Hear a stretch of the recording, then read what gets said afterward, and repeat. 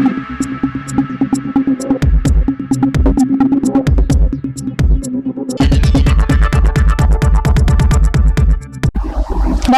সময় বাংলা সংবাদে আপনাদের স্বাগত। আপনাদের সাথে আমি প্রীতি।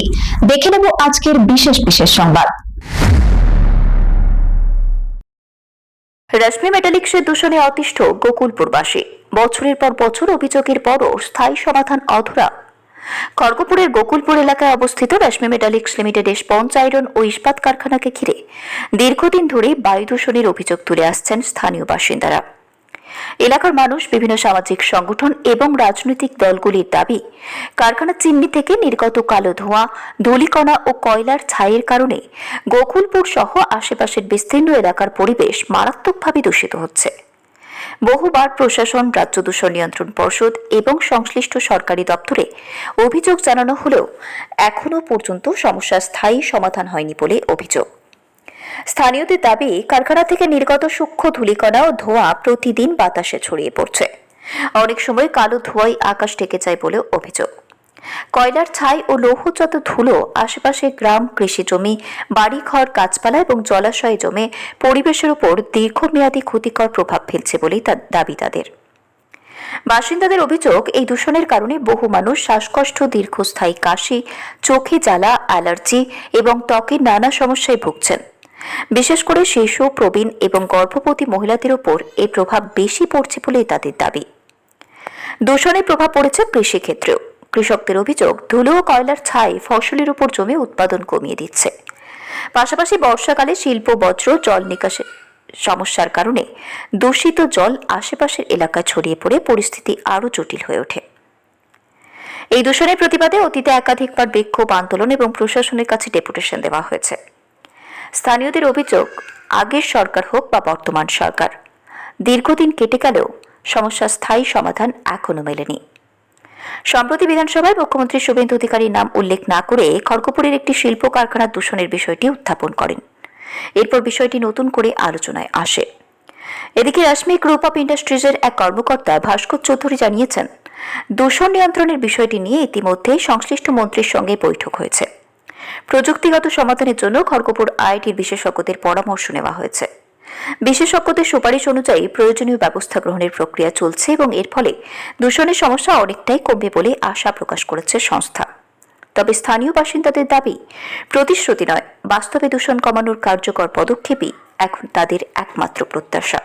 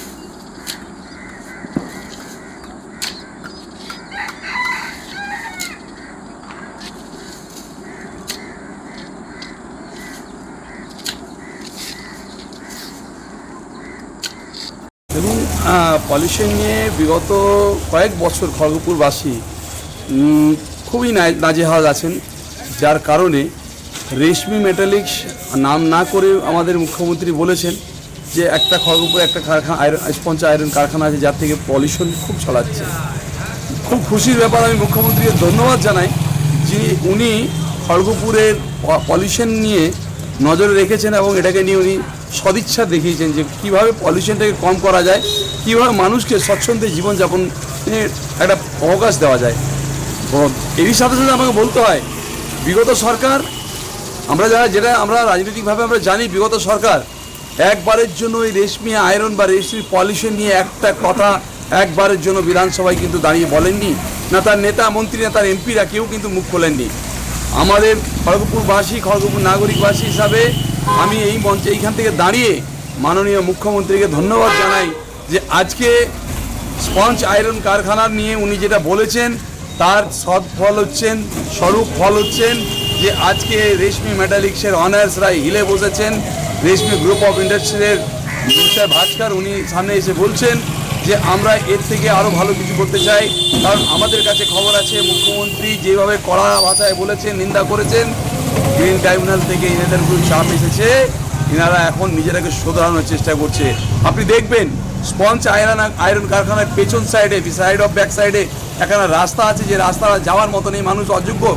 এত বড় রেশমি কারখানা মানুষের জীবনকে খালি ধুঁয়ো পলিউশন থেকে নয়, নাজেহাল করে রেখেছে। সেই কোম্পানির গাড়ি যাতায়াত করে, ভারী ভারী গাড়ি যায়, আর রাজ্য সরকারের সড়ক পুরো চৌচির হয়ে যাচ্ছে ভেঙে ভেঙে। আমি এই আপনার মাধ্যমে বলতে চাই আয়রন কোম্পানির অনার্স বা তাদের অথরিটিকে, আপনারা যে রাস্তা ভেঙে চৌচির হয়েছে সেদিকে নজর দেন। পলিউশনকে কন্ট্রোল করার জন্য আপনারা ট্রি প্লান্টেশন করুন, যেটা আমাদের মুখ্যমন্ত্রী বলছেন, আমাদের সরকার বলছেন ট্রি প্লান্টেশন অত্যন্ত প্রয়োজন আছে। এই বলে আমি আমার মুখ্যমন্ত্রীকে ধন্যবাদ জানাই, খড়গপুরবাসী হিসাবে জ্ঞাপন করছি, ধন্যবাদ জ্ঞাপন করছি। আপনার নাম? আমার নাম বাদল দাস, ভারতীয় জনতা পার্টির জেলা পশ্চিম মেদিনীপুর সাংগঠনিক জেলার সদস্য। রেশমির জন্য কালো ধোঁয়া আসছে, কালো একটা আবর্জনা মতন হচ্ছে, সব জায়গায় নোংরা হয়ে যাচ্ছে, মানে বাড়ি ঘর দুয়ার জামা কাপড় সব একটা কালচে ভাব পড়ছে। খুব নিঃশ্বাস কষ্ট হচ্ছে, রোগ জ্বালা হচ্ছে। বিশ্বনাথ মুখার্জি। আজকে এই জায়গায় আপনাদের যে এই কোশ্চেনের আমার সম্মুখীন হতে হবে সেটা হয়তো আমি নিজেও জানতাম না, কিন্তু হয়তো কিছু ছিল দূষণ নিয়ে আমাদের অভিযোগ। আমরা চেষ্টা করছি, আমাদের এমআইসি স্যারের সাথে মিটিং হয়েছিল ভিডিওর চেম্বারে, এবং সেখানে উনি কিছু গাইডলাইনও দিয়েছেন, এবং আইআইটির সায়েন্টিস্ট ওইখানে ছিলেন, কেমিক্যাল ডিপার্টমেন্টের হেড অফ দ্য ডিপার্টমেন্ট, এবং সিএমও স্যার, অন্যান্য ইন্ডাস্ট্রি ছিল। তো আমাদেরকে হাইলাইট করা হয়েছে, এবং আমাদের যা যা রেকটিফিকেশন দরকার সেগুলো ওনারা যা গাইডলাইন দিয়েছেন এবং পিসিবি বোর্ডের যে গাইডলাইন আছে আমরা সেই মেনে কাজ করছি, এবং আশা করছি আমরা খুব শিগগিরই আমরা এখান থেকে আমরা বেরিয়ে আসতে পারবো। ভাস্কর চৌধুরী, এক্সিকিউটিভ ডিরেক্টর।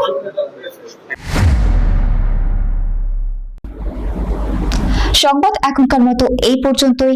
সঙ্গে থাকুন, দেখতে থাকুন সময় বাংলা।